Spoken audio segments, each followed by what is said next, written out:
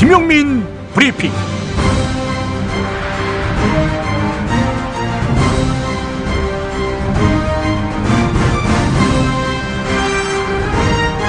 (2016년 9월 10일) 토요일에 인사드립니다. 김용민입니다. 오늘 조선일보 일면은 핵폭탄을 안고 흉한 표정으로 돌진하는 김정은의 캐리커처가 정말 까맣게 실렸습니다. 북한이 5차 핵실험을 시도했습니다. 미국을 비롯한 국제사회에 우리를 핵 보유국으로 인정하라, 이런 신호인 거지요.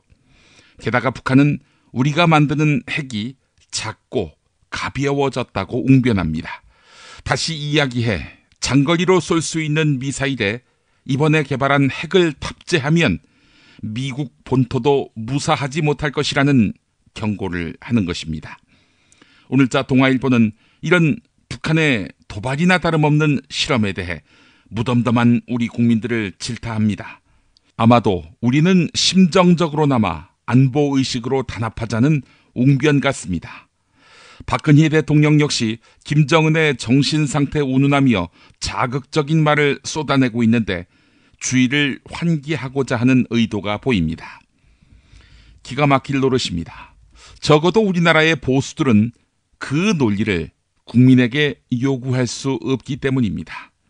연평도 도발을 당하고도 스스로 아무런 조치를 취할 수 없었듯 우리에겐 군사 주권이 없으니까요. 이명박근혜 정권이 미국에게 그냥 갖고 계시라, 전시작전 통제권, 이렇게 말하고 있는 거 아닙니까? 장성이라 불렸던 똥별들은 자기 나라 군대를 이렇게 만들어 놓고는 뒤에서 미국 무기업체에다가 우리의 군사 정보를 넘기며 스파이 짓을 했고 떼돈을 벌었습니다.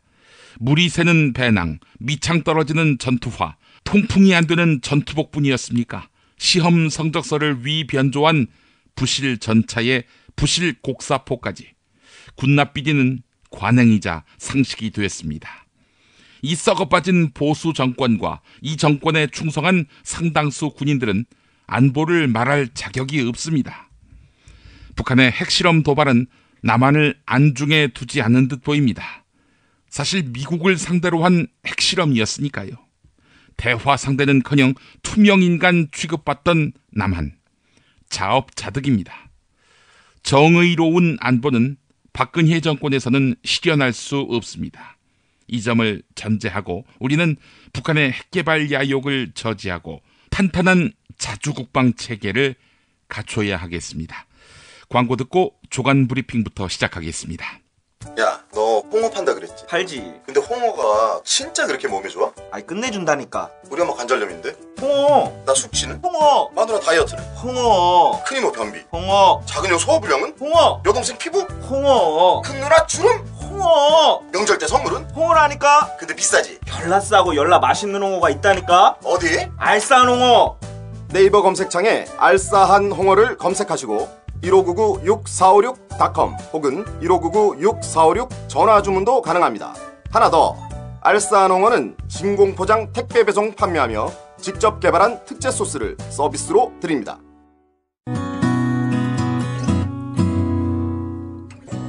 조광래 중고차 대표 조광래의 오늘의 한마디.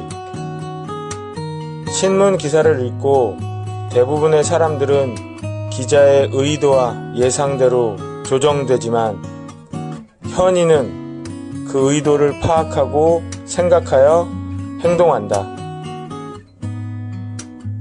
조광래 중고차의 대표 번호는 1800-9538. 고맙습니다.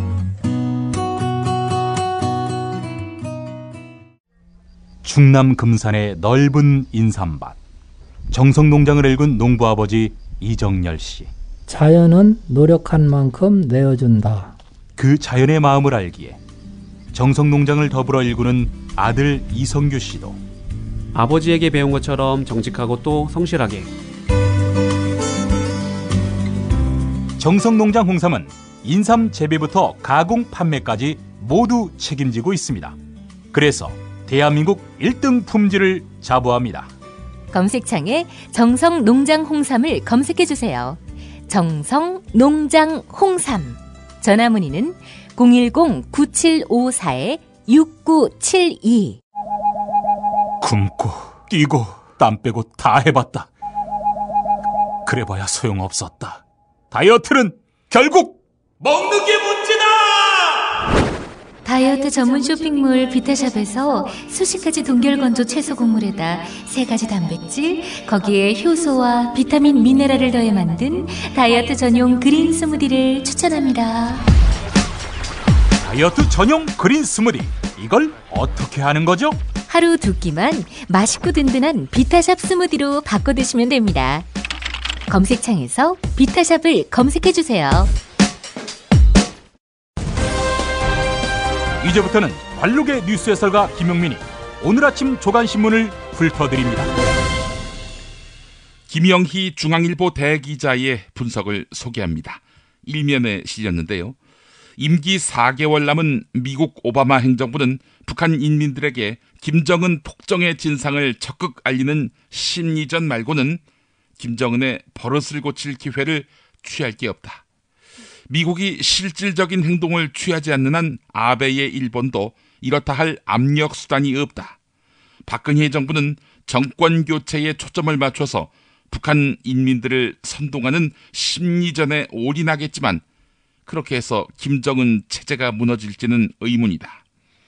무엇을 할 것인가?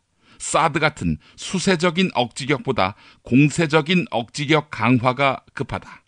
억지력이라 하면 북한의 핵을 억제하는 능력을 말하는 거지요.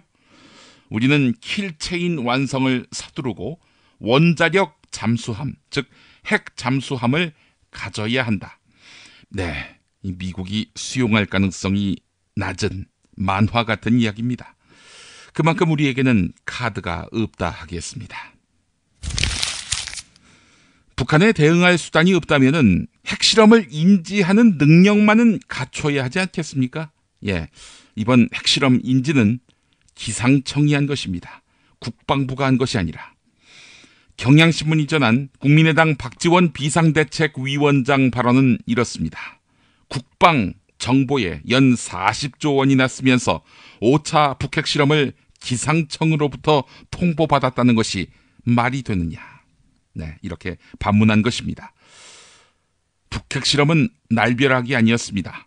미국의 북한 전문 사이트 38로스는 지난달 27일 위성사진을 분석해 보았더니 5차 핵실험 직전 풍계리 주변 세계 갱도에서 새로운 핵실험 준비로 보이는 움직임이 포착됐다고 밝혔습니다. 자, 이렇게 북한의 5차 핵실험은 예고된 수순이었습니다. 하지만 북한이 5차 핵실험을 강행했을 때 서울에는 박근혜 대통령은 물론이고 황교안 국무총리도 없었습니다. 홍영표 통일부 장관은 행사 때문에 강원도로 내려갔습니다. 군이 정황을 사전에 인지했다면 있을 수 없는 일인 거지요. 정부는 지난 4차 핵실험 때도 사전 탐지에 실패했습니다.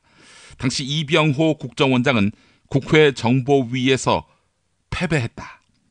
북한을 상대로 한 정보전에서 패배했다. 이렇게 인정했었습니다. 중앙일보가 보도했습니다.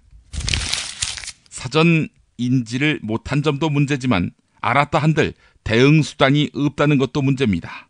한국일보는 개성공단을 북한의 4차 핵실험 이후 폐쇄한 상황에서 우리 정부가 더 이상 단독으로 쓸 수 있는 카드는 없다.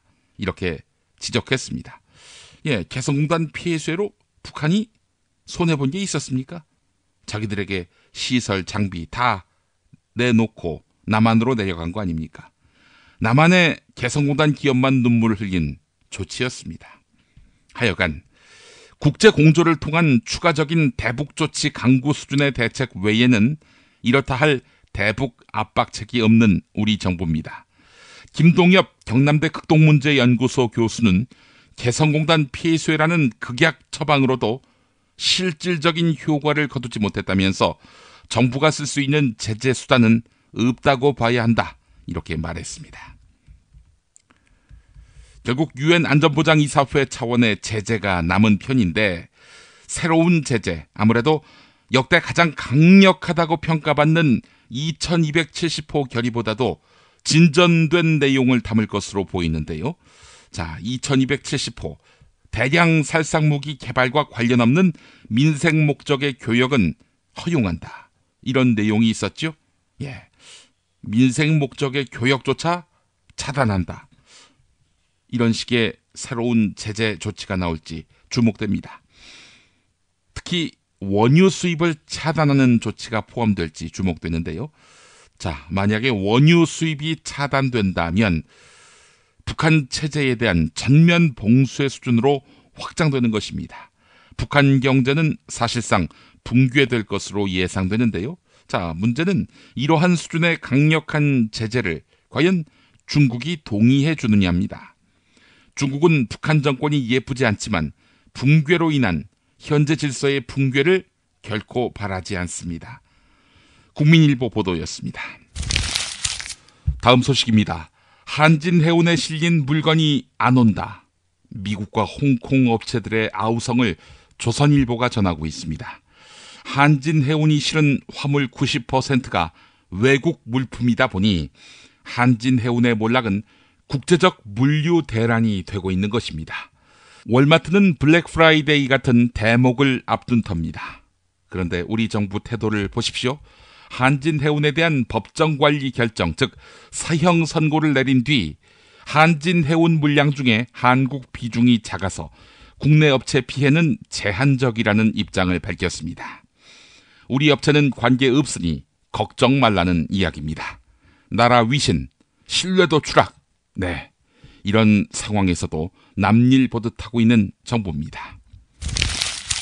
갤럭시 노트 7 폭발 사고가 잇따르고 있는 가운데 미국 내의 항공기 안전 문제를 담당하는 미국 연방항공청과 호주의 퀀타스 항공 등 해외 항공사들이 잇따라 노트 7을 항공기 내에서 사용하거나 충전하지 말라 이렇게 권고했습니다. 벌써 10여 개 나라에서 비슷한 폭발 사고가 발생했습니다. 그런데 대한민국 국토교통부는 우리는 그런 조치를 취할 계획이 없다 이렇게 밝혔습니다. 조선일보는 삼성의 의견이 대폭 반영된 것이다 이렇게 전했습니다. 국토부 관계자도 산업적인 측면을 일부 고려했다 이렇게 말하고 있으니까요. 스폰서 수사 무마 청탁, 네, 이 의혹을 받고 있는 김영준 부장검사가 그동안의 스폰서 비용 1억을 반환하라는 친구의 요구에 대해서 분할 상환을 조건으로 2천만 원을 돌려준 것으로 드러났습니다. 잠시 후 김프로이드에서 상세히 소개받으시겠지만 급하게 마련한 김영준 검사의 이 돈은 어머니의 적금 계좌를 깬 거라고 합니다. 동아일보가 보도했습니다. 한겨레 이춘재 법조팀장의 글 한 편 보겠습니다. 진경준, 김영준에게는 한 가지 공통점이 있다. 뒤에 준자 들어가는 거 말고 다른 공통점이 있다는 이야기인데요. 검찰 조직이 내부 비위 사건에서도 강자한테 약하다는 이야기입니다. 김영준을 보지요. 익히 알려진 대로 박희태 전 국회의장의 사위입니다. 박희태 전 의장은 유력 정치인인 동시에 검찰을 대표하는 원로기도 합니다. 진경준 전 검사장도 이명박 전 대통령 쪽에 연줄이 있는 것으로 알려졌었습니다. 이처럼 배경이 든든한 검찰 간부에 대해서는 내부에서 섣불리 감찰에 나설 수 없다는 겁니다. 검찰이 국민의 신뢰를 회복하는 첫걸음은 내부 비위에 대한 신속하고 엄정한 처벌입니다. 바로미터는 우병우 청와대 민정수석 관련 수사인데 대통령이라는 역대급 백을 자랑하는 우병우 수석의 비위 행위를 제대로 수사할 수 있느냐, 여기에 검찰의 운명이 달렸다는 겁니다. 벌써부터 검찰 주변에서는 우병우 수석을 형사처벌하기가 쉽지 않다는 말이 들린다고 이춘재 팀장은 지적합니다. 우리나라의 가구는 한 달에 11만 원가량을 상하수도, 전기, 가스, 도로, 철도 요금 등 5대 공공요금으로 지출하는 것으로 나타났습니다. 그런데 소득 하위 20% 계층인 소득 1분위층은 소득의 10% 이상을 공공요금으로 지출하고 있습니다. 공공요금 체계가 저소득층에게 불리하게 짜여져 있는 것입니다. 저소득층들 나라에다가 11조를 내고 있는 셈이네요. 경향신문이 보도했습니다. 서울의 아파트값이 사상 최고치까지 치솟았습니다. 정부가 주택공급 축소를 통한 대출 억제를 기대하면서 지난달 25일에 발표한 가계부채 관리 방안이 정책 의도와는 달리 집값 상승에 불을 땡긴 꼴입니다. 집 가진 사람들 대변하는 정부다 보니 이런 결과, 예기치 못한 파장 즐기고 있는 것은 아닐까요?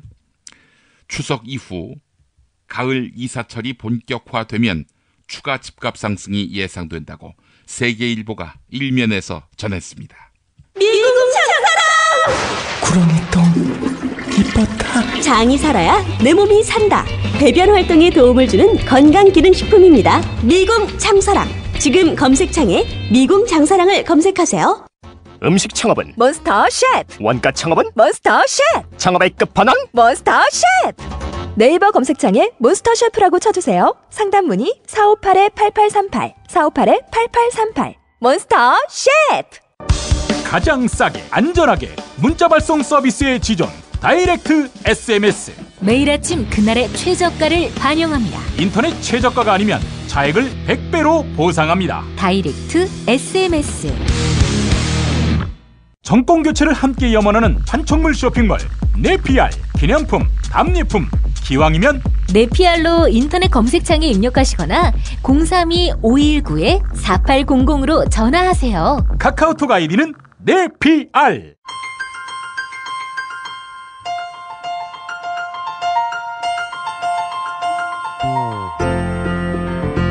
최동석 칼럼.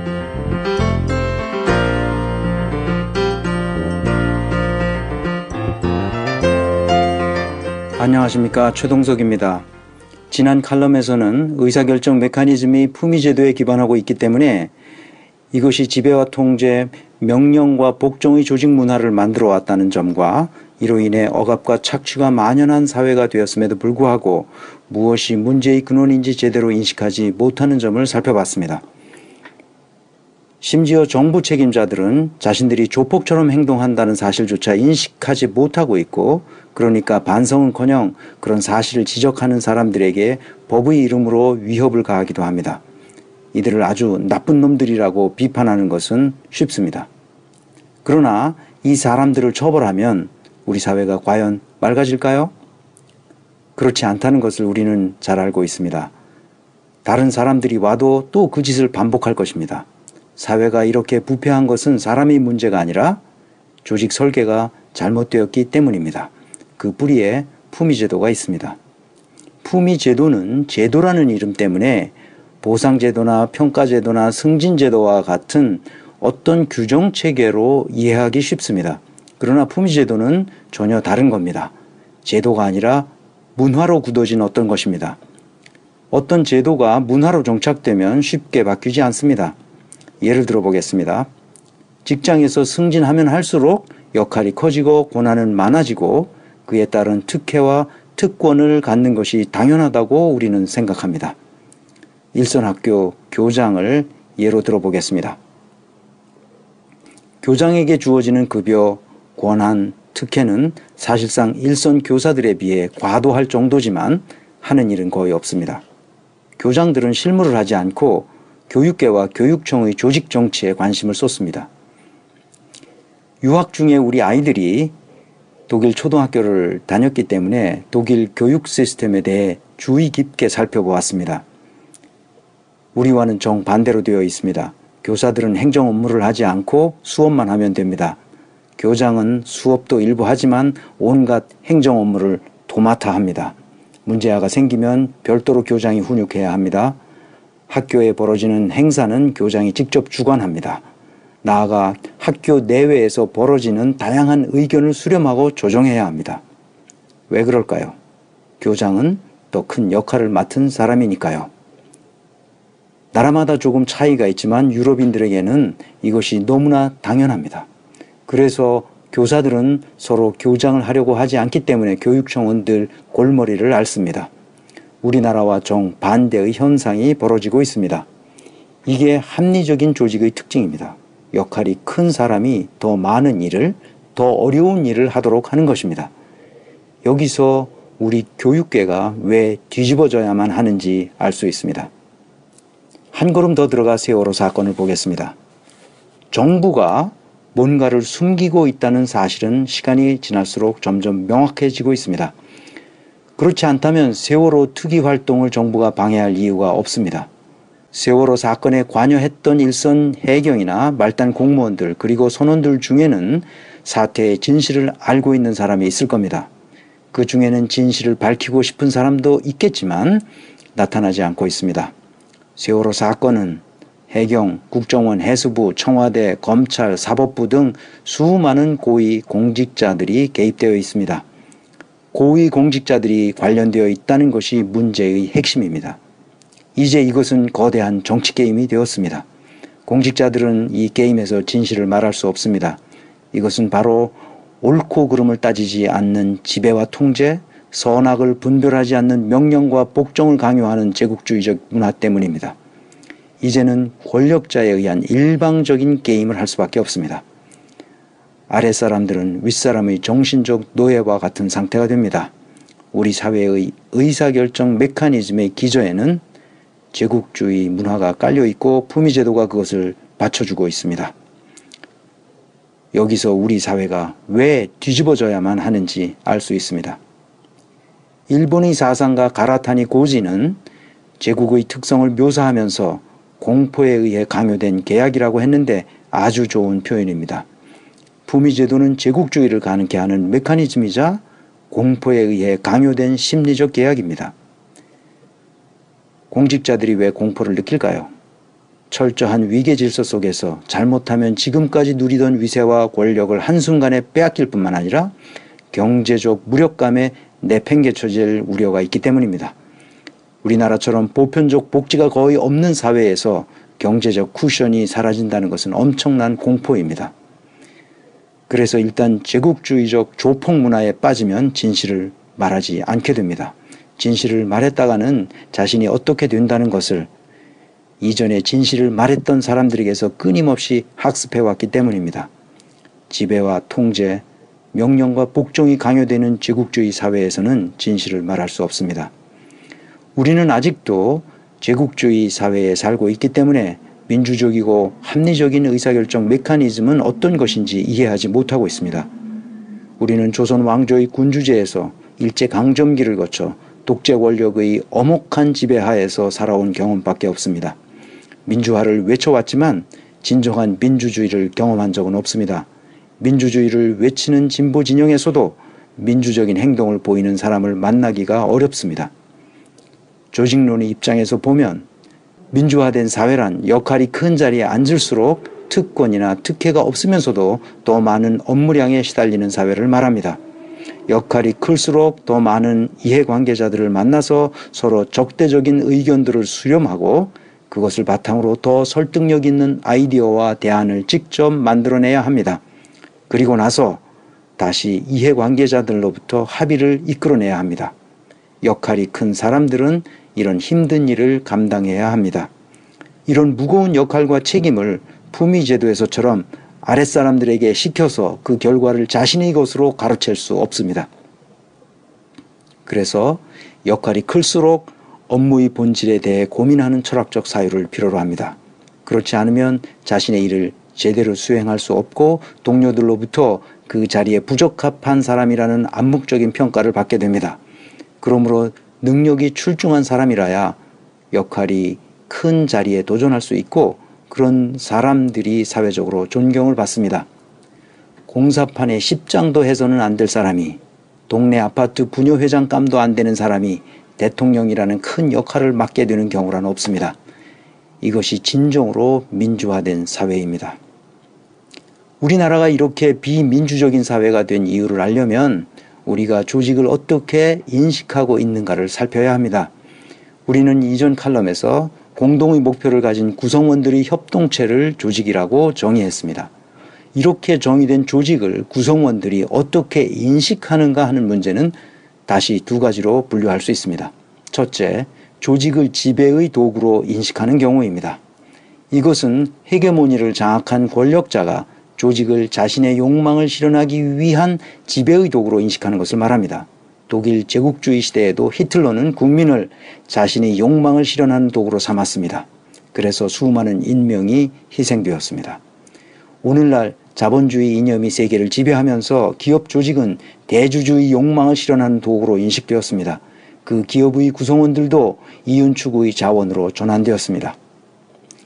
여러분은 이명박 정부와 박근혜 정부를 어떻게 생각하십니까? 우리나라에서는 정부 조직이 통치자의 개인적 욕망을 실현하기 위한 지배 도구로 전락했습니다.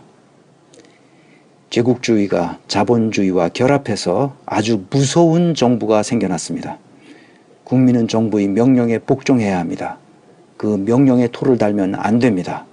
오늘날 유럽의 여러 나라들은 이런 조직 인식에서 완전히 벗어났습니다. 특히 독일의 경우에는 나치 시대의 경험 때문에 의사결정 과정에서 제국주의적인 요소를 철저히 배제해 왔습니다.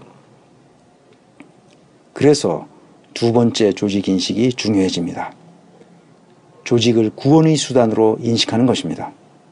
조직이 생겨나는 것은 인류 역사에서 매우 자연스러운 현상이었습니다.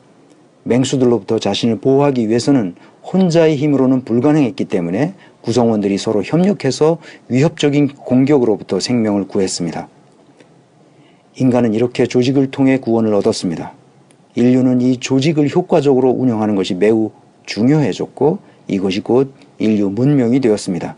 문명화된 사회일수록 구성원들을 위협으로부터 구원해주는 방주의 역할을 하도록 조직을 운영합니다.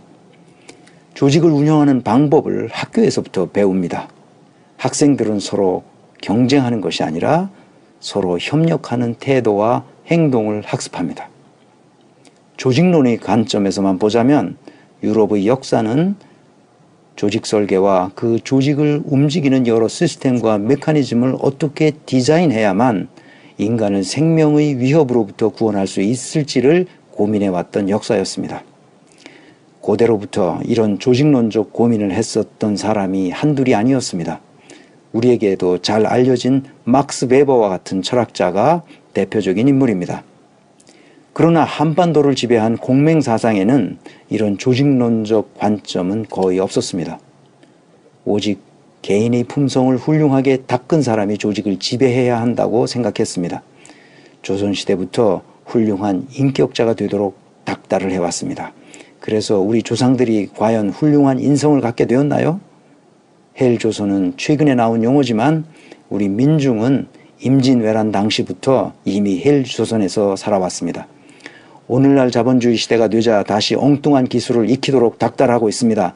이기는 기술, 돈 버는 기술, 성공하는 기술을 익혀서 서로 경쟁하도록 가르칩니다.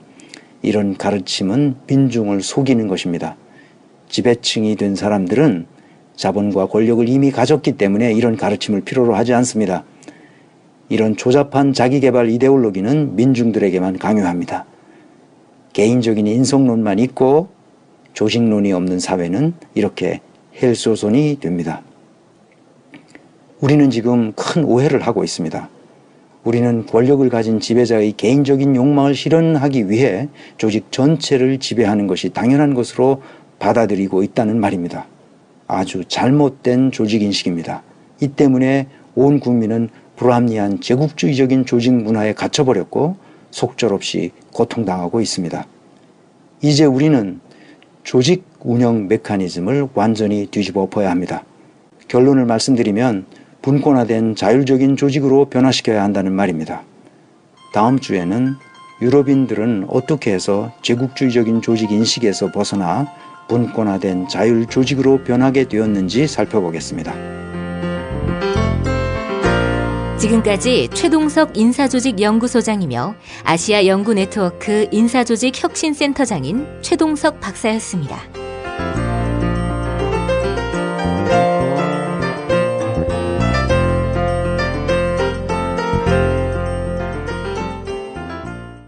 최동석 소장의 자본주의 내부에서 행복 찾기라는 4주 연속 시리즈 강의가 서울과 부산에서 개최됩니다.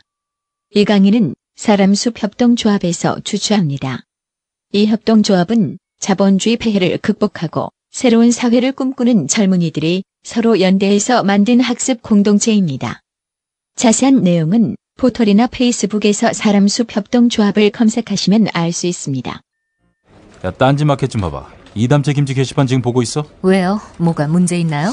야, 어떻게 하나같이 맛있다, 예술이다, 감탄했다, 물건이다, 또 재주문했다 이런 글만 올라올 수 있지? 이거 공작의 냄새가 나지 않아? 아무래도 그런 것 같아. 이담채 김치 게시판에 작전 세력이 개입한 거 아닐까요? 그럴 리가요. 이담채 김치는 맛있는 김치 말고는 따로 자랑할 게 없습니다. 드셔보시고 판단하세요. 포털 사이트에서 이담채 김치. 주문 전화는 1544-4586 1544-4586.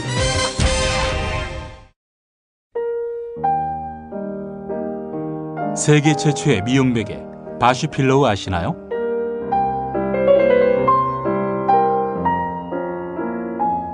성형 또는 피부과 시술한 연약한 얼굴을 지켜주는 베개. 피부가 눌리고 얼굴이 처지며 주름이 생기는 것을 막는, 그래서 노화 방지까지 돕는 건강한 베개입니다. 어깨와 목결림을 방지하는 이중 높이 구조. 이제부터 전혀 다른 잠자리를 만나보세요. 검색창에 미용 베개 바슈필로우를 찾아주세요. 남성용 바슈필로우도 있습니다. 김영란법에 저촉되지 않는 소박하지만 강렬한 선물 새싹 땅콩차. 받는 사람에게 새싹 땅콩차는 고마운 자신감이 됩니다. 세상 그 어떤 버섯 부럽지 않은 새싹 땅콩차.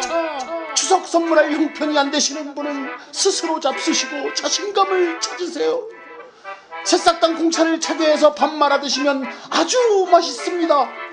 추석 선물은 새싹 땅콩차. 전화구매 070-8635-1288.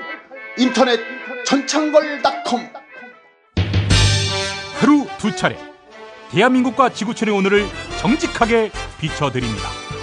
권력이 진실을 압도하는 세상. 김용민 브리핑은 작은 희망의 불씨가 되겠습니다. TV 뉴스 집중해. 김프로이드. 네, 토요일마다 김프로이드 함께합니다. 안녕하세요, 김프로입니다. 예, 잘 준비되고 계십니까? 뭐 열심히 하고 있어요. MB 집에서 무슨 L이라고 했죠? 플랫폼 L. 플랫폼 L. 네, 플랫폼 L. 그게 L이 그 리명박 할 때 L이라는 소문이 있던데. 예. 아, 그래요? 물어봐야 되겠다. 예. 플랫폼 L 거기서 뭐 한다고요? 10월 15일 날 재즈 페스티벌, 도심 안에서 하는 재즈 페스티벌을 복작복작 준비하고 있어요. 네, 많은 분들의 참여가 많이 찾아오십시오. 예, 네. 예. 조만간 이제 한 달, 뭐 한 3주 뭐 앞두고는 이제 막 광고도 하고 할 거거든요. 네. 입장료는 아직 안 정해지셨고. 안 정했는데 좀 싸게 하려고요. 예. 그냥 뭐 하여튼 많이들 봤으면 좋겠다. 재즈가 워낙 이제 사람들이 잘 안 보고 안 듣고 하니까 네. 많이 좀 들었으면 좋겠다. 통상 한 72만 원이라는 얘기가 있는데 72만 원이면 싼 거지. 아, 김용민 우리 대전마가 100장 사주기로 했어요. 아, 예. 예. 아니야? 그리고 문 닫기로 했습니다. 예. 알겠습니다. 플랫폼 L에서 10월 15일 토요일입니다. 예, 토요일에 있는 우리 재즈 페스티벌 김프로가 마련하는 아주 야심작입니다. 많이 들어와 주십시오. 도와주십시오. 많은 관심 바라겠습니다. 자, 오늘 어떤 얘기 해볼까요? 오늘은 많아요. 준비를 열심히 했습니다. 오늘 김형준 얘기합니까? 그렇죠. 김형준 얘기하지. 예. 네. 이거 박희태 사위라고 하더만. 박희태 전 국회의장 사위입니다. 근데 외동사위. 김형준 씨가 보니까 내연녀가 있었어요. 그러니까. 예. 그래서 이게 뭐야? 그러면은 장인을 빅엿을 먹인 거네. 근데 뭐 장인께서 먼저 한번 엿을 먹여주셨기 때문에 센 엿을 먹이셨지. 네, 서로 주고받은 거죠. 예, 그래요. 김영준 부장검사 취재하실 때는 알고 계셨던 분입니까? 친하지는 않았고요. 저 있을 때 같이 있었거든요. 예. 중앙지검에 제가 이제 출입 기자로 있을 때 예. 외사부장이었어요. 네. 근데 저는 사실 그때 주안점을 두고 취재했던 거는 국정원 대선 개입 사건이었고, 예. 이 양반은 그 외사부장이 있으면서 전두환 그 추징금 환수팀장이었거든요. 예. 그래서 이제 수사는 진행이 됐고 이제 국정감사장에서 난리 난 적 있었잖아요. 예. 조영건 검사장하고 그렇지. 윤석열 지청장하고 이제 다 폭로가 되고 막 그랬을 때 예. 그분이 이제 나와가지고 뻘쭘하게 혼자 자기 자랑하던 분이거든요. 예.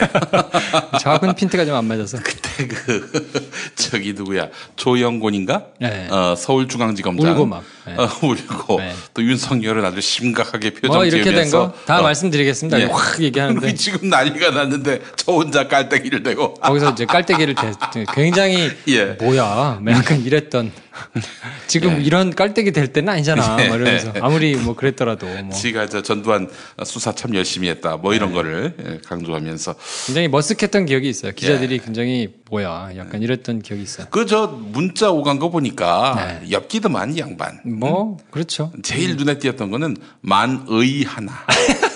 만애 하나 아닌가? 아 그러니까요. 이거 저는 그래서 그 친구가 쓴 건 줄 알았어요 처음에. 이거 친구가 썼나 보다. 근데 알고 봤더니 검사가 썼더라고요. 그럴 수도 있지. 예, 알겠습니다. 자, 김영준 얘기 한번 해보죠. 월요일 날 한겨레에서 이제 보도가 되면서 이제 스폰서 검사 해가지고 이제 나오는데 뉴스를 이제 뭐 김용민 브리핑 정도 들으시는 분들은 꼼꼼히 챙겨 보시기는 할 텐데 그래도 워낙 사람도 많고 사건도 많고 이제 복잡할 수 있으니까 이걸 제가 좀 쉽고 간결하게 정리를 해드리면 좋겠다. 그래가지고 좀 정리를 해가지고 왔는데요. 일단 김영준이 어떤 사람인지부터 좀 알아볼 필요가 있지 않겠습니까? 그렇죠. 서울 출생입니다. 설린중학교, 배문고등학교를 나와서 서울대 경영학과 89학번. 그래서 서울대 석사를 나왔는데 조세 회피를 주제로 해가지고 석사 논문을 썼어요. 이제 영국 옥스퍼드대에 방문해가지고 이제 유학도 갔다 왔고 검찰에서 보내준 유학이 있거든요. 93년에 이제 사법고시를 합격해가지고 공익법무관을 거쳐서 1999년에 이제 검사로 임관을 했어요. 이제 연수원 기수로는 이제 25기. 1학년 때 보통 이제 검사들끼리는 1학년, 2학년, 3학년 이런 걸 이제 얘기를 쓰거든요. 이게 무슨 얘기냐면 첫 부임지가 보통 1학년이라 그래요. 그리고 이제 그 다음 부임지 뭐 한 2년 정도 있다 이제 다음 부임지로 가거든요. 그걸 2학년이라고 보통 얘기를 하고. 근데 1학년 때 수원지검에서 이제 초임을 하고 그 다음에 2학년 때 강릉지청에서 춘천지검 강릉지청에서 근무를 했어요. 그러니까 그때도 말씀드렸지만 수도권을 중심으로 해서 거리가 가까울수록 잘 나가는 검사들이 가거든요. 글쎄 말이에요. 여기는 그 25기에서 꽤 선두주자에 속하는 사람이거든요. 3학년 때 이제 법무부 국제법무과에 발령을 받았죠. 이때 이제 중앙으로 진출을 해서 이 이후로는 계속 중앙바운더리에서 왔다 갔다 합니다. 2006년에 중앙지검으로 왔는데 그때 이제 금조 1부 금융조세조사부라고 그래가지고 이제 금융사건 담당하는 부서인데 거기 이제 금조 1부 이것도 이제 1부, 2부, 3부가 있는데 잘 나가는 순서대로 숫자가 높을수록 사건의 사이즈가 좀 있는 거를 맞는 경우가 좀 있거든요. 금조 1부에서 근무를 했고 2009년에는 이제 미국 뉴욕 UN 대포부 법무협력관으로 파견을 가기도 했고 2011년에는 이제 범정이라고 그러죠. 범죄정보 2담당관. 그러니까 이제 요 대검의 범죄정보를 다루는 곳이 두 개가 있어요. 1담당관, 2담당관 이렇게 두 명이 있고 그 위에 이제 우병우가 했다던 그 범정기획관. 그래서 범정기획관이 두 명의 이제 과장을 데리고 있는 건데 범정 1담당관은 뭘 하냐면 범죄 첩보를 전부 다 생산해서 가지고 있어요. 그러니까 전국에 있는 뭐 이런 것들 이제 굵직한 사건들이 다 이쪽으로 보고가 되는 거예요. 수사와 관련된 정보는 범정 1로 가고 이제 국내 동향, 정치권 동향, 뭐 언론계 동향, 뭐 이런 이제 정무적인 판단을 하는데 필요한 정보들은 범정 2 담당관한테 가는 거예요. 그걸 이제 생산해서 관리하는 곳인데 대검 범정에 가고 거기에 담당관을 맡고 하는 거는 뭐 우병우나 여러분을 보면 아시다시피 잘 나가는 검사들만 갈 수 있어요. 그리고 이제 그거를 마치고는 인천지검 외사부장으로 갔었는데 요때가 이제 외국인 학교 부정 입학 사건이 있었어요. 그 아나운서 노현정 씨 연관됐던 그 사건을 수사해가지고 아주 예쁨을 받고 썼죠. 수사를 잘했군요. 본인이 수사한 건 아니니까. 부장으로 있을 때 밑에서 수사를 했으니까. 밑에서 뭐 이것도 이제 제보가 들어오고 뭐 이렇게 해가지고 수사가 됐을 테니까 보통 인천이나 지방으로 갔을 때 중앙 언론에 조명을 받기가 쉽지 않거든요. 근데 이때는 시끄러웠어요. 노영정도 있고 뭐 이제 막 하니까. 그래서 굉장히 막 주목을 받고 그 다음 해 2013년에 그때 중앙지검 외사부장으로 옵니다. 그리고 외사부장으로 있으면서 이제 그때 뭐 전두환 씨 아들 중에 이제 뭐 저기 캘리포니아에 뭐 나파밸리도 있고 뭐 이런 거 있잖아요. 네. 그러니까 이제 그 전두환 추징금 환수 팀장으로 최동욱 총장이 이제 임명을 해가지고 이 사람이 이제 그 환수 작업을 하게 되죠. 나름대로 뭐 2천억 이상 이제 찾아내고 이제 그랬는데 국정원 사건이 있으면서 검찰이 최동욱이 물러나고 막 빠그라지고 난리가 나고 뭐 이랬었는데 그때 그렇게 하고는 울산지검 형사 2부장으로 잠깐 내려가 있다가 1년 있다가 이제 바로 복귀했습니다. 그래서 중앙지검으로 복귀를 했는데 증권범죄합동수사단장. 그러니까 이제 중앙지검에 있던 금조부가 사이즈가 너무 커지니까 이걸 남부지검으로 뗐거든요. 그래서 이제 뭐 월가를 담당하는 게 따로 있는 것처럼 우리도 여의도에 관련된 이런 증권 관련된 거는 남부지검에서 다 관리를 하도록 돼 있는데 이때 이제 합수단장으로 간 거니까 완전 금융통이에요. 그리고 올해 예금보험공사 파견을 갔어요. 근데 이제 보통 예보라고 부르는데 예보의 파견도 잘 나가게 갈 수 있거든요. 부사장급. 그러니까 이제 파견 가가지고 지내고 있었고. 그러니까 뭐 금융수사통이고 여의도의 뭐 저승사자다 이런 이제 별칭이 붙어가지고 뭐 기사가 나오기도 하고. 그런 분이 금전거래를 그따위로 해. 그러니까 자기는 나를 수사 받아본 적은 없으니까 나름대로 이제 뭐 한다고 했겠는데 뭐 본인은 이제 뭐 취미가 검도라고 하기도 하고 뭐 말씀하셨듯이 박희태 전 국회의장이 이제 외동사위고 박희태 씨가 이제 검사 출신이니까 이제 장인덕을 이제 꽤 본 뭐 처가덕을 본 검사 중에 하나다 뭐 이렇게 이제 그 혹시 그 부인이 예전에 그 법무부 장관 할 때 말이죠. 박희태 전 국회의장이 그때 이제 딸을 이화여대에 어떤 뭐 좀 야로가 있어서 입학을 시킨 걸로 해가지고 그것 때문에 문제가 복잡해져서 그만뒀었어요. 아 그래요? 그 딸인가? 외동사위니까. 아 외동사위? 아 그럼 그렇겠네. 뭐 그럴 수도 있겠죠. 제가 정확하게 사건은 기억이 안 나는데 여하간 뭔가 딸 문제 때문에 그래서 이제 문민정부 법무부 장관이었는데 옷을 벗었어요. 그거는 제가 뭐 하여튼. 사회생활 시작하기 전일 것 같아. 전 젊으니까요. 아, 그렇지. 그때가 93년이었으니까. 아, 그러니까요. 제가 귀여운 새내기, 93학번 새내기였을 때. 그렇구나. 그렇습니다. 뭐 어쨌든 그렇습니다. 그래서 이제 김영준이라는 사람이 어쨌든 요약하면 굉장히 잘 나가는 검사다. 그리고 하여튼 촉망받는 사람이고 주요 보직은 다 도운 사람이다. 이 정도 이해하시면 되겠고 이제 사건이 복잡하잖아요. 이걸 제가 어떻게 설명을 드릴까요? 등장인물이 일단 많아요. 그리고 또 실명을 안 까기 때문에 뭐 한땡땡, 박땡땡, 김땡땡 뭐 이렇게 나오기 시작하면 이게 뭐가 뭐라는 건지. 그러니까 이제 등장인물은 그 친구. 그렇지. 그리고 이제 본인. 그래서 이제 그걸 제가 정리하다가 도저히 사람들이 알아듣기 어려울 것 같아서 조금 죄송하지만 여러분들이 익숙한 이름들을 대입을 시켰어요. 알겠습니다. 그래서 일단 김형준 부장검사는 주진우라고 생각하시면 됩니다. 알겠습니다. 그리고 그 친구 이제 스폰을 했다는 그 친구는 이제 김용민. 돼지 엄마라고 생각하면 되고. 그래요. 알겠습니다. 그리고 이제 소송이 안 들어올 사람들만 이렇게 이름을. 그렇지. 그리고 이제 그 돼지 엄마의 친구 있어요. 이제 바지 사장을 했다는. 뭐 그 사람은 정봉주로 합시다. 정봉주. 그리고 봉주 형은 소송 걸 수도 있는데 그거 조심해야 돼. 그리고 이제 그 변호사라는 사람이 있거든요. 이제 금조부에서 같이 그 김영준 부장하고 근무했다가 나와가지고 뭐 이렇게 돈 세탁을 해주고 뭐 했던 그 사람을 김프로라고 하면 돼. 오케이. 이따가 그만뒀으니까. 이 정도 알고 가시면 되는데요. 주진우와 돼지 엄마가 30년 된 친구입니다. 고교 동창이니까. 그래서 이제 잘 나갈 때는 올해 초까지만 해도 한 달에 많이 갈 때 한 3번씩 룸사롱을 갔다 그래요. 같이. 그러니까 돈은 이제 돼지 엄마가 내고 주진우는 이제 어째 잘 나가는 검사니까. 룸살롱에 가면 어떤 룸살롱, 어떤 성향이? 제가 그때도 말씀드렸지만 성매매 가능하지 않은 룸사롱일 가능성이 높아요. 그래요? 그럼요. 검사들은 그런 데 잘 안 가요.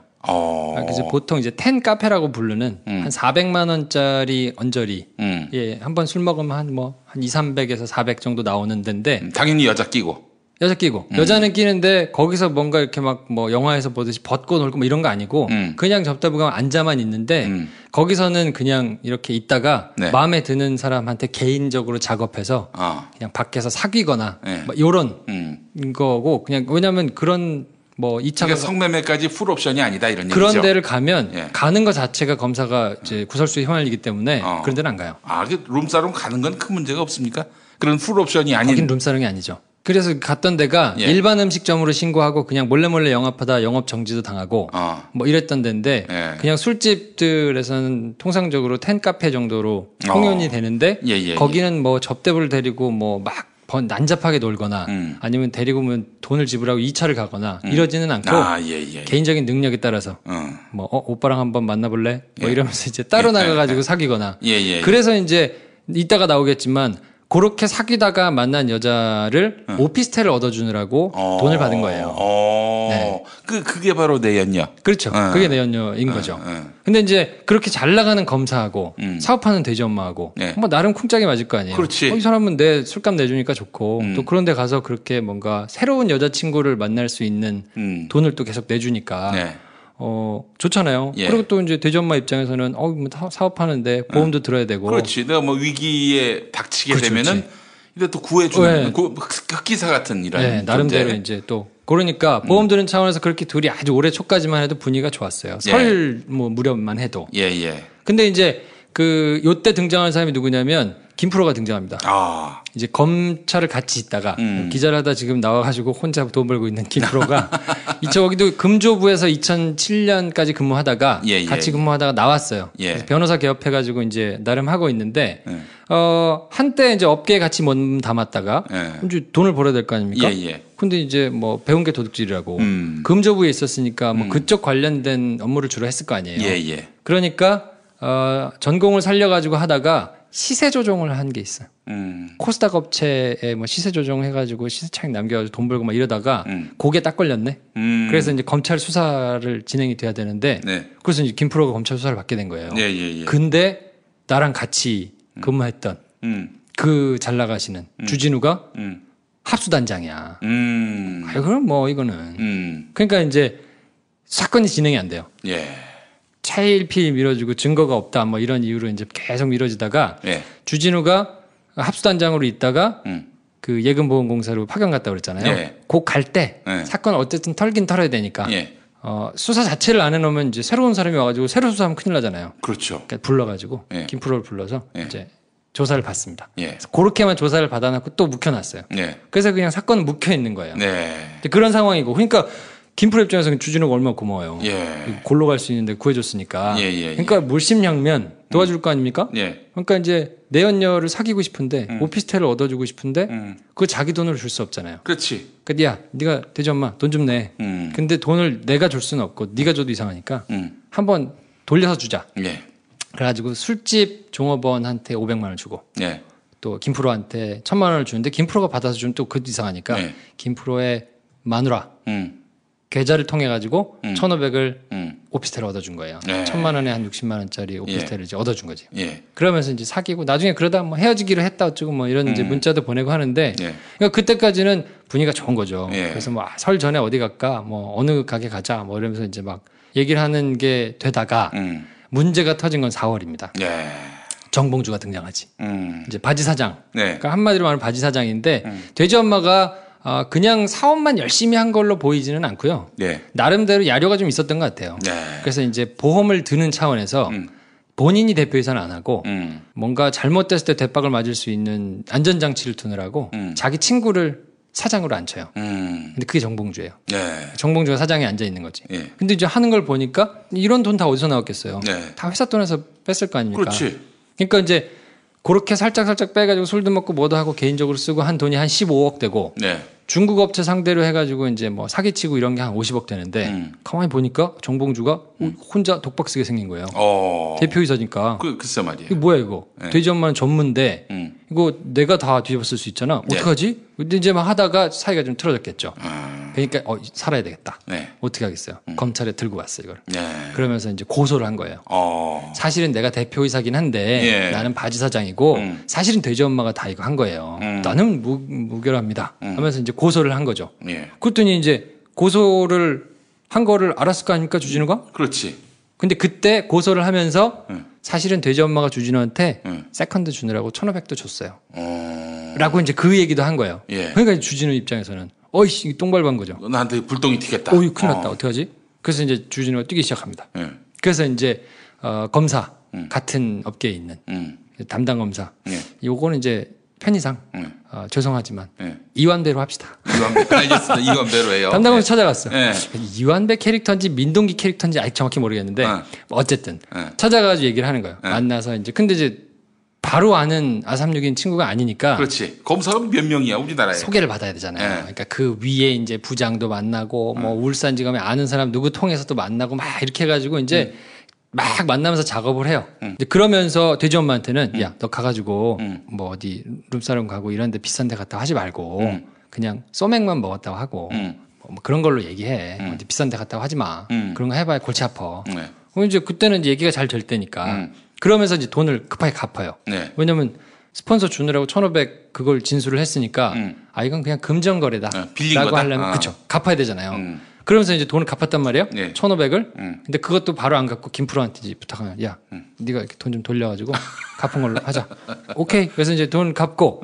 근데 이제 이게 따져보니까 1,500만 딱 갚으면 술 먹고 어쩌고 했다고 나오는데 이게 비싼 데는 안 갔다고 하고 그래도 술 좀 먹은 거 이렇게 하려면 한 1,000만 원 정도면 퉁칠 수 있겠구나 생각해가지고 1,000만 원을 더 갚아요. 그러니까 그 스폰한테 주느라고 1,500을 했는데 그거를 여기는 이제 회사 돈 횡령해서 1,500을 줬습니다 하고 진술이 나오니까 그 1,500 갚으면서 혹시 모르니까 1,000만 원을 더 얹어서 요거는 술값 나중에 얘기 나오면 그것도 뭐 내가 나중에 그냥 술 먹으면서 이렇게 돈 준 거예요 하려고 이제 준 거죠. 그렇게 하면서 이제 김프로는 열심히 도와주고 요 모든 일이 이제 4월 달에 일어난 거예요. 수사가 진행되니까. 그러니까 이제 김프로가 변호사잖아요. 그러니까 이제 그 김프로가 이렇게 뭐 자금 세탁만 해준 게 아니고 이제 돼지 엄마의 변호도 실제로 해주고 그러면서 아이디어를 내죠. 왜냐하면 이 정봉주를 살려뒀다가는 이렇게 골치 아프겠거든. 그러니까 이런 경우에는 그 고소한 놈을 주저앉혀야 된다. 아이디어를 냅니다 김프로가. 그래가지고 야 주진우 저 친한 검사 누구 없어? 이거 좀 할 수 있는 사람 누구 좀 해봐. 그랬더니 있지. 누구? 고양지청의 차장으로 있는 잘하는 사람이 있어. 내 동기. 누구야? 김어준. 오케이. 그럼 김어준한테 가서 얘기하자. 그래가지고 돼지 엄마 고소해. 그럼 김어준한테 고소하면 김어준이 차장검사니까 차장검사면 학교로 치면 교감 선생님쯤 되거든요. 그렇지. 그러니까 이제 밑에 뭐 사람들도 많고 끝발도 있고 하니까 이렇게 좀 해줘. 그러면 이제 김어준이 나서가지고 정봉주 잡는 수사를 막 하는 거예요. 이제 서로 막 이렇게 난리가 날 거 아닙니까? 이제 그런 상황이니까 아직까지는 한 편이에요. 이제 그런 아이디어를 김프로가 내고 뭐 그래서 이제 수사가 진행되는데 한 5월 달쯤 되니까 이게 도저히 안 되잖아요. 뭐가 이상하게 막 나오기 시작하고 하니까 서부지검 입장에서는 이완배 입장에서는 이걸 내가 묵히고 있다가 괜히 대빵 맞을 수 있으니까 대검에다가 보고는 해야 된다. 보고를 합니다. 주진우가 돼지 엄마로부터 돈을 받았다는 진술이 나옵니다. 보내니까 대검이 엄정하게 진상규명을 하라 이렇게 나오는데 뭐 한 것 같지는 않아요. 그 뒤로 뭐 조치가 없었던 걸 보니까. 근데 이제 이 정도 되니까 주진우가 얼마나 다급해졌겠습니까? 한 6월 정도 된 거죠. 막 이완배 찾아가서 만나고 사람들 찾아서 만나고 난리 법석을 따면서 막 이제 그때부터는 돼지 엄마하고 막 전화해가지고 이제 돌아다니는 녹취록이 다 그때쯤 생긴 거예요. 아마 내가 열심히 뛰고 있어. 너 모르겠지만 야 네가 나를 안심을 시켜줘야지 내가 어떻게 아냐. 누구도 만나고 얘기 잘했으니 걱정하지 마. 뭐 이러면서 이제 막 얘기를 하는데 그 서울지검도 그냥 죽을 수는 없잖아요. 그렇지. 그러니까 이제 이완배도 돼지 엄마를 불러가지고 4차례나 조사를 합니다. 그래서 술 먹은 거 있으면 불어라. 돈 준 거 있으면 불어라. 스폰하지 않았냐. 내연녀 있지 않냐. 이런 거 막 물어봐요. 그러니까 이제 이게 캐릭터가 제가 아까 이완배 캐릭터인지 민동기 캐릭터인지 모르겠다고 한 게 정말 엄정하게 수사를 해가지고 다 까발리려고 한 건지 아니면 그냥 뭐 여러 가지로 마사지를 하려고 이 간을 보려고 한 건지가 아직 잘 모르겠어요. 왜냐면 대검에 보고를 안 했어요. 그런 내용을. 4차례나 조사하고 나온 진술들을 확보를 했는데 이때 돼지 엄마는 얘기해요. 주진우한테 스폰했다. 근데 그거를 대검에다 보고를 안 했어요. 뭉개려고 한 건지 아니면 더 판단해서 수사를 하려고 한 건지는 봐야 되는데 발품판 결과지 뭐 그럴 수 있죠. 근데 이제 돼지 엄마 입장에서는 바꿔 생각하면 얼마나 똥줄이 타겠습니까? 그렇지. 아니 내가 그동안 돈을 수억을 써가지고 보험을 들었는데 아니 이거 이완배가 나를 불러가 조사하는 거 보니까 목 다그치고 그리고 막 이렇게 막 너 임마 다 죽었던 거 막 이렇게 얘기하니까 이거 뭐 손을 별로 주진우가 안 쓴 것 같아. 말을 하는데 뭐 그냥 미덥지 안 하고 그러면서 이제 약간 균열이 막 생기면서 이제 신랑이 더 벌어지고 막 이러는데 이제 주진우도 다급해졌으니까 한 7월쯤 돼가지고는 막 직접적으로 이제 막 지시를 하기 시작해요. 메모 있는 거 싹 지우고 휴대폰 바꾸고 카톡 하지 말고 텔레그램으로 하고 뭐 이런 이제 코치들을 이제 막 하거든요. 근데 이제 너무 꿀팁이야. 그렇죠. 꿀팁이야. 그렇게 하면 되는구나. 덥다 더워. 미칠 듯한 폭염의 열대야. 게다가 폭염보다 더 열받게 만드는 여왕님 치하에서 다들 살아계신 거죠? 이럴 때 시원한 바다로 계곡으로 떠나서 얼음장 같은 물에 수박 동동 띄워서 먹어야 되는데, 그쵸? 그리고 부글부글 끓는 속을 달래주는 통쾌한 민중의 소리와 함께 하셔야죠.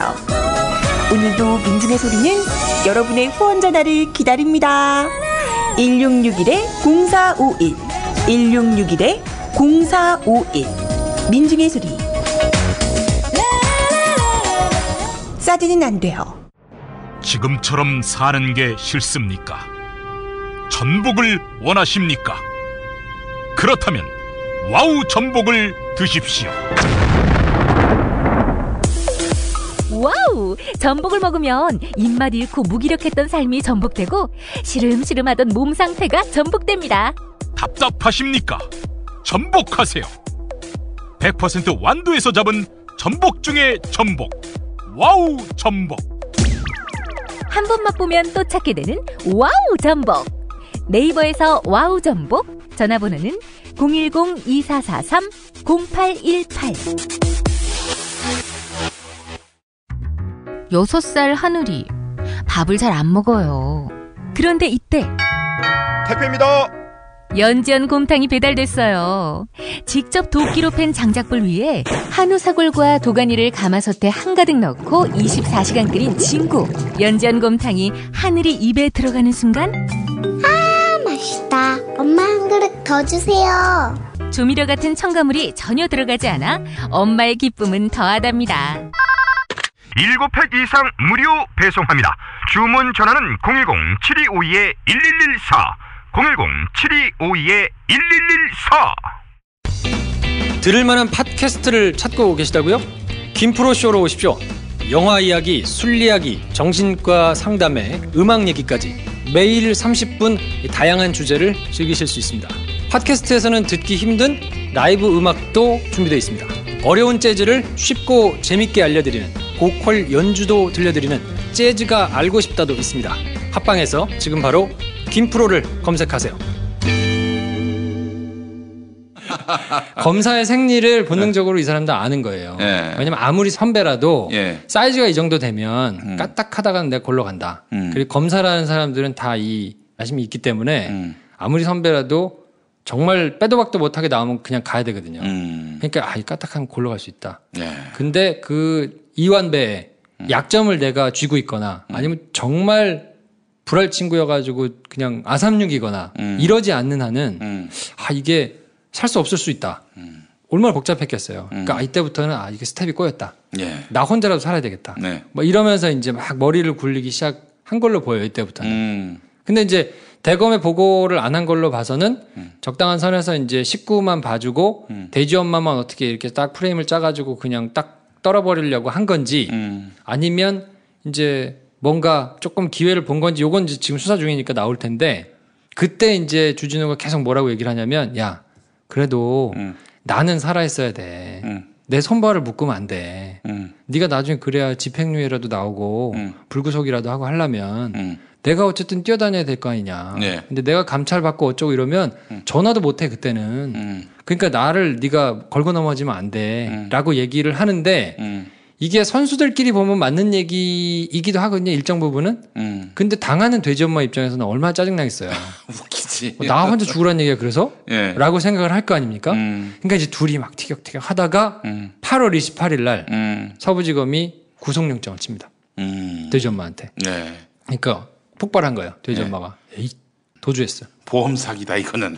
이런 경우가 있어. 내가 무슨 30년 친구라고 내가 그래가지고 가서 혼자 생각했겠죠. 며칠을 고민했겠죠. 그리고는 이제 한겨레를 찾아간 것 같아요. 다 싸들고 그동안 녹음했던 거, 그동안 카톡으로 저장했던 거 싹 다 들고 찾아가가지고 이제 도주해서 혼자 그래 죽을 거 같이 죽자. 나 혼자 못 죽어. 이러고 이제 제보를 한 걸로 보이죠. 그러니까 이제 주진우 입장에서는 이거 좆될 수 있다. 이거 어떻게 해야 되냐? 2천만 원을 더 보냅니다. 돼지 엄마한테. 왜냐하면 1,000만 원 보낸 걸로는 약간 얘가 안 되겠다. 2천만 원 더 보내서 정말 그냥 금전거래 뭐 이런 거 내가 다 떨었다라고 얘기를 하려면. 근데 그거를 돼지 엄마는 어떻게 받아들이겠어요? 뭐라고? 이걸 네가 지금 내가 그동안 너한테 쓴 돈이 얼만데 한 번 술 먹으러 가면 400만 원 나오는 집을 많이 갈 때는 한 달에 3번씩 갔는데 2천만 원을 네가 나한테 받은 접대비라고 이거를 돌려주고 이걸로 퉁치려고 그래? 그러면서 이제 그때 한 얘기가 뭐냐면 야 내가 너한테 20년 동안 접대한 비용이 얼만데 1억 갖고 와. 이렇게 얘기가 된 거예요.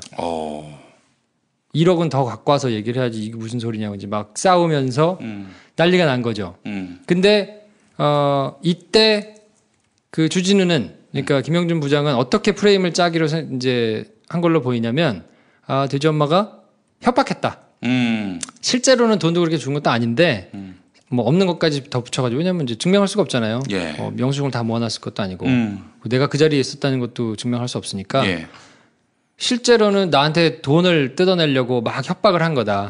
얼마 있는 그 금전거래 때문에 나는 그거 다 줬다. 그래서 내가 사실은 협박을 당하고 있는 거여서 자기 사건을 해결하랍시고 나를 막 몰아가지고 이렇게 한 거다라는 프레임을 짜고 싶었던 것 같아요. 돼지 엄마 입장에서는 이제 그거를 빤히 보고 있었겠죠. 이제 이런 사건이 다 터진 이유는 뭐냐면 사실은 그 고등학생 때 주진우가 학생회장을 했단 말이에요. 그 김영준 부장이. 그때 요 친구 돼지 엄마 요 친구는 뭘 했냐면 반장을 했어요. 아 그래요? 그러니까 똑똑한 친구야.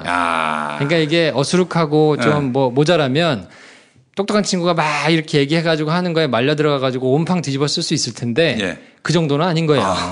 얘도 똑똑한 거야. 그러니까 아니 이게 어디서 지금 구라를 풀어? 그러면서 이제 자기도 생각을 한 거죠. 요렇게 가다가는 혼자 딱 하고는 그래서 사건을 다 조작해가지고 지는 빠져나오고 검사들 입장에서도 검사가 뭔가 엮여가지고 나오기 시작하는 것보다 나 하나 떨어내는 게 훨씬 나니까 이건 누가 봐도 내가 지금 살 길이 없다. 그래서 다 싸들고 가가지고 이제 얘기를 한 거거든요. 그러니까 이제 한겨레가 취재에 들어갔을 거 아닙니까? 그러니까 이제 9월 2일 날 지난주 금요일 서부지검이 부랴부랴 대검에다 보고를 합니다. 막 이런저런 일이 있고 막 보고를 하니까 그날이 금요일인데 토요일 일요일 날 부랴부랴 대검이 갑자기 감찰에 착수해요. 그래가지고는 이제 불러다가 막 조사를 해. 쉬는 날인데. 그랬더니 그때 이제 송금 내역을 다 보여주면서 아까 얘기한 그 프레임대로 이제 얘기를 막 하는 거죠. 그랬더니 월요일 날 한겨레가 보고를 하고 돼지 엄마가 바로 체포됐어요. 그러면서 체포되면서 그 자리에서 싹 다 얘기한 거지. 내연녀도 있고 스폰도 했고 여태까지 막 나 혼자 하려고 이거 다 하고 있다. 그러면서 녹취록을 싹 다 까버린 거예요. 한겨레 기자한테. 아니 그냥 출석하면서 검찰에 체포돼가지고 오면서 그냥 클립이 있어요. 그냥 그 자리에서 한 10분, 한 7분 가까이를 쭉 다 얘기해요, 그냥. 만약에 그 행위를 하지 않았다면은 어떤 행위? 그 이제 쭉 풀 하지 않았다면은 어떻게 됐을까? 그러면 이제 결국에는 주진우, 김영준 프레임대로 가는 거예요?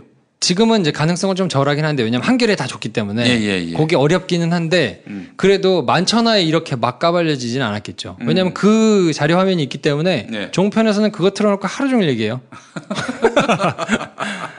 그래서 아무튼 녹취록 그리고 이제 그때 너무 생생하게 이제 그 주진우가 막 얘기했던 누구도 만나서 무슨 얘기했고 다 해결해 주기로 했고 막 이런 얘기를 했는데 사실은 거짓말일 수도 있죠.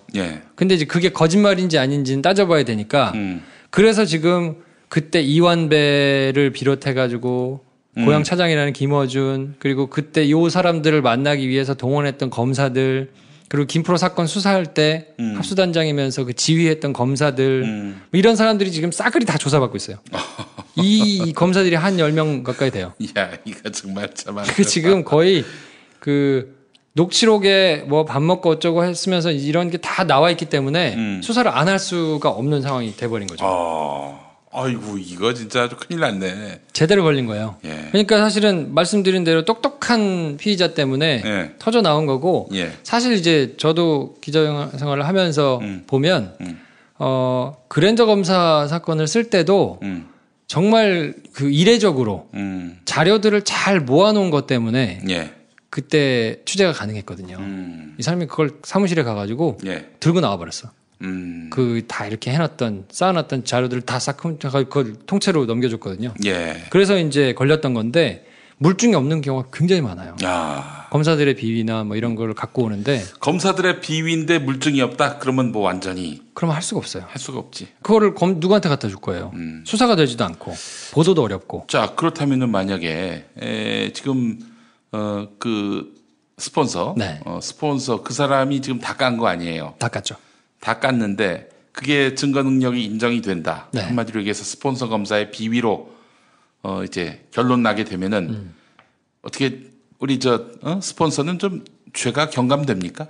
아니요, 경감 안 되고 뇌물 공여가 되기 때문에 뭐 어쨌든 그거 준 것도 다 근데 어차피 지금 받을 형량이 있을 거란 말이에요. 예. 그러니까 자기 죄가 깎이지는 않는데요. 그냥 어차피 나는 여기서 1, 2년 더 살고 뭐 해봐야 뭐 상관없다. 죽을게. 근데 나만 못 죽어. 라는 지금 심정이라서 예. 이런 사람들이 제일 무서워요. 다 포기하고 예. 오케이 나 벌 받을게. 근데 잘못한 놈들 같이 똑같이 벌 받을 만큼 받자라고 달려들면 답이 없어요. 진짜로. 딜이 안 되죠. 그래서 어떻게 딜을 하겠어요. 알겠습니다. 근데 사실은 이제 법조비리 사건이 여러 차례 이제 터졌었는데 그렇기 때문에 사실은 비싼 술집을 검사들이 기자들하고 안 가요. 그 이후로. 네. 친구들하고만 가거든요. 예. 왜냐면 이제 밖으로 이제 조금이라도 저게 있으면 안 되니까. 근데 아주 어린 검사들도 이렇게 보면 임관한 지 얼마 안 된 검사들도 만나면 꼭 물주들이 있어요. 참 그게 안 좋은 거는 어디서 그렇게 보고 배운지 모르겠어요. 아니 뭐 물주들이 붙을 수도 있는 거겠지. 근데 자기 잘 몰랐는데. 다 똑같은 형태예요. 뭐 중고등학교 친구들, 어렸을 때부터 친한 친구들. 근데 그래요? 법조인이거나 지근거리에 있는 사업을 하거나 네. 그래서 뭔가 이렇게 그냥 나이만 어릴 뿐이지 하는 행태나 뭐 구조나 이런 거는 거의 유사하게. 그리고 이제 사이즈만 조금 다를 뿐인데 물론 이제 기자하고 같이 먹으니까 무슨 싼 집에서 그냥 밥이나 먹으면서 이렇게 돈을 내는 걸 텐데 뭐 룸사롱 안 가겠습니까? 뭐 그러면서 자기들끼리 이제 의리를 다지고 뭐 이런 걸 텐데 사실 이런 게 이제 검찰이 기소권과 수사권을 모두 다 들고 있기 때문에 경찰이 아무리 수사를 해도 검사가 사건 넘기세요. 그러면 할 말이 없거든요. 그리고 이제 수사를 하는 데 있어서 가장 그 핵심 칼은 그 압수수색 영장하고 체포영장, 구속영장이거든요. 근데 이 영장을 검사만 칠 수 있어요. 그러니까 법원에다가 검사만 할 수 있거든요. 그러니까 경찰이 아무리 갖고 와도 그걸 안 해주면 수사 망가지는 거거든요. 그렇지. 수사 그렇게 망가뜨리고 넘기세요. 그래서 자기들이 올라가가지고는 막 무마시키는 경우도 물론 아닌 경우도 많지만 그런 경우가 있기 때문에 사실은 무소불위의 권력을 쥐고 있는 거라서 사업하는 사람들이나 변호사들이나 이런 사람들 입장에서는 투자할 만한 거예요. 보험을 들만 하고. 그러니까 이게 사실은 끊이지 않고 드러난 것만 이럴 뿐이지 안 드러난 일도 사실은 굉장히 많죠. 아유, 참 얘기를 들어보니까 그래서 이번 사건의 최대 수혜자는 우리 우병우 형님입니다.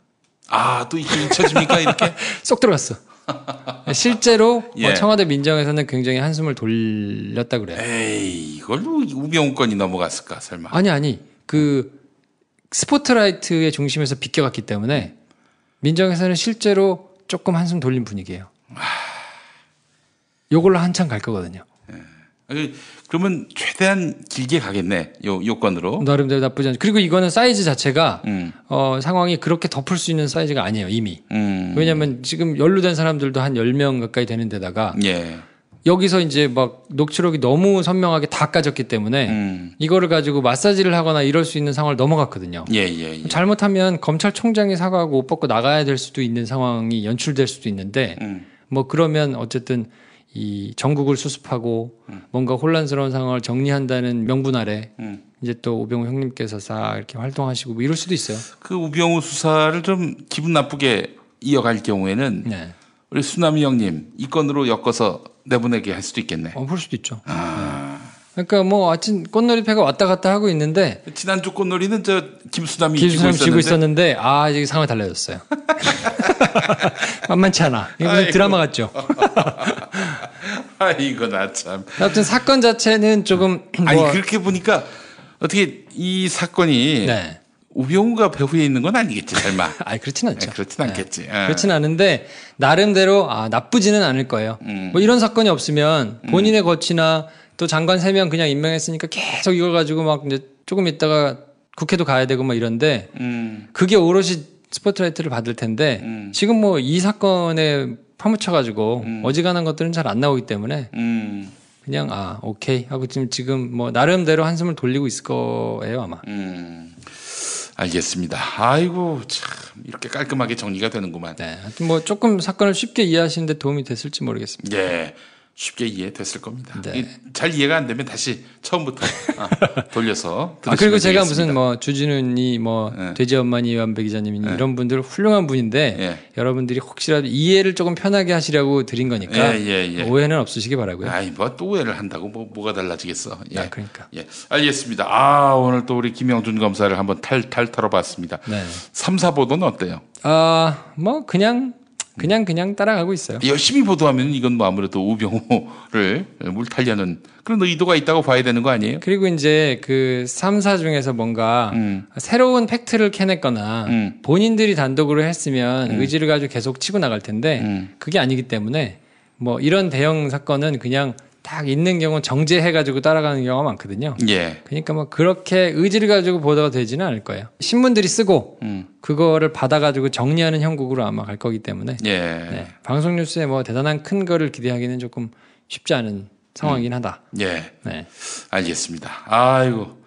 이렇게 매주 검찰 뉴스가 나오니까 이게 김프로를 도와주기 위해서 하는 게 아닌가. 그런가? 네. 뭐 다른 거 하면 사실 좀 부담이 좀 있는데 이런 얘기 하면 제가 할 수 있거든요.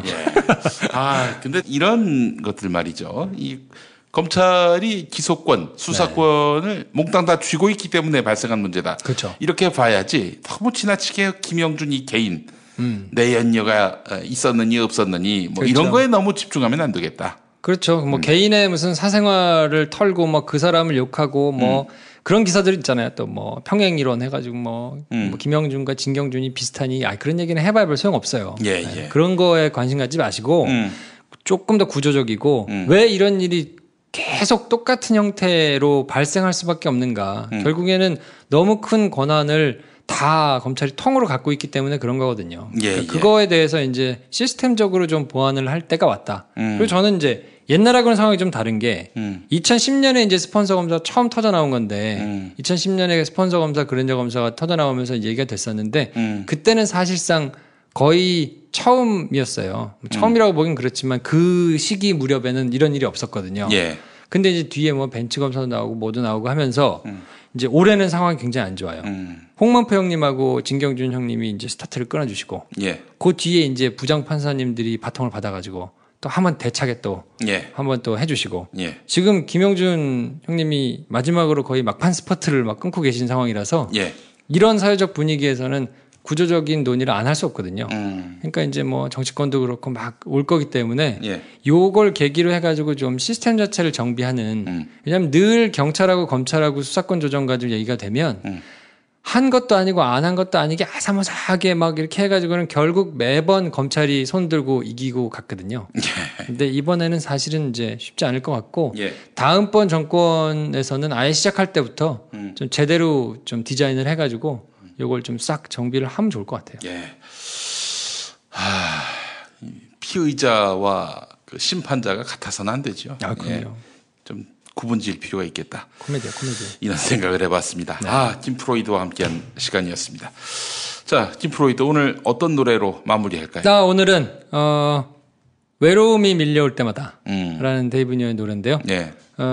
사실 이렇게 뉴스들을 듣다 보면 굉장히 헛헛해질 때가 많은 것 같아요. 그렇지. 지금 나는 전혀 딴 세계에 살고 있는 것 같으니까 아니 술 한 번 먹는데 막 400만 원짜리 술을 막 한 달에 3번씩 먹고 무슨 내연녀한테 오피스텔을 막 얻어주고 막 이러고 있는 지금 상황이잖아요. 그것도 대한민국이 굉장히 검찰이라는 조직에 잘 나가고 있는 사람이 그러고 있는 상황이기도 하고 여러 가지가 너무 일반 서민들의 삶과는 떨어져 있어서 너무 뭔가 공허하게 느낄 때가 많을 것 같다. 근데 한번 그럴 때 들으시라고 데이브 니어가 되게 진중하게 이번엔 뭐 비꼬거나 뭐 풍자하거나 이런 게 아니고 정말 그냥 담담하게 있는 대로 노래를 만들었거든요. 외로움이 밀려올 때마다. 데이브 니어 노래 들으면서 김프로와는 인사 나누고 저는 2부에서 다시 인사드리겠습니다. 다음 주에 뵙겠습니다. 고맙습니다.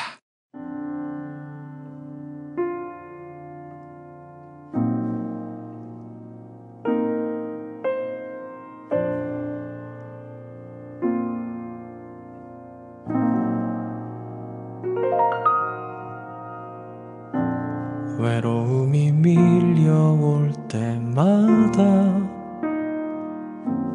깊은 절망이 나를 두르고 산다는 것을 생각해보죠. 답이 없는 것 같을 때가 많아요. 이런 날 받아주나요? 이런 날 사랑하나요? 돌아보나요? 외로움이 밀려올 때마다 난 목 놓아 불러요. 이 노래를 부르죠. 당신을 부르죠. 내 노래를 들으시는 이여 어서 오세요. 지금 내게로 나 당신을 기다려요.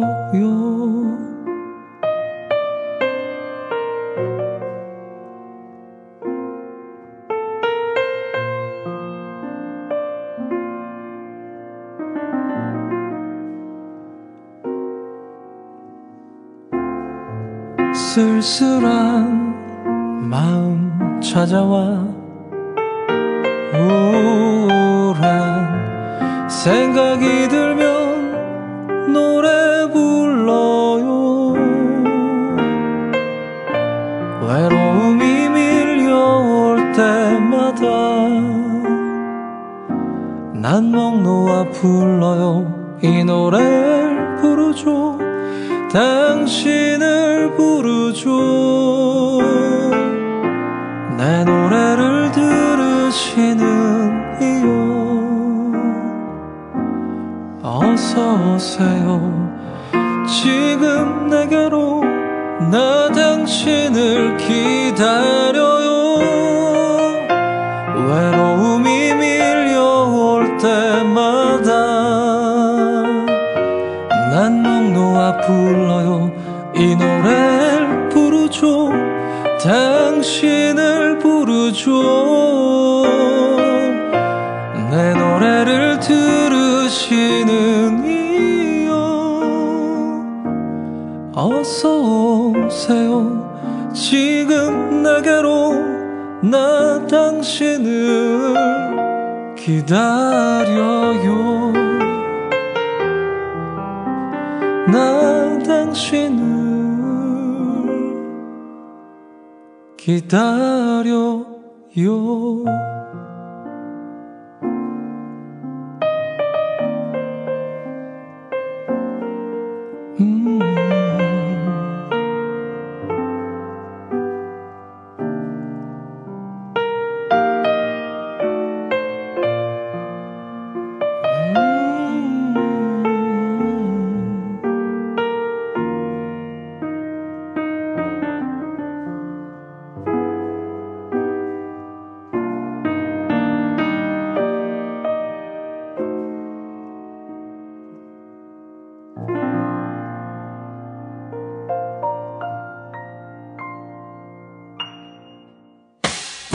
김용민 브리핑과 함께한 시간 어떠셨어요?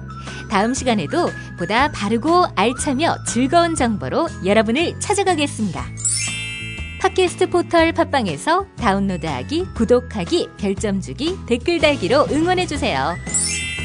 잊지 마세요. 다운로드하기, 구독하기, 별점 주기, 댓글 달기.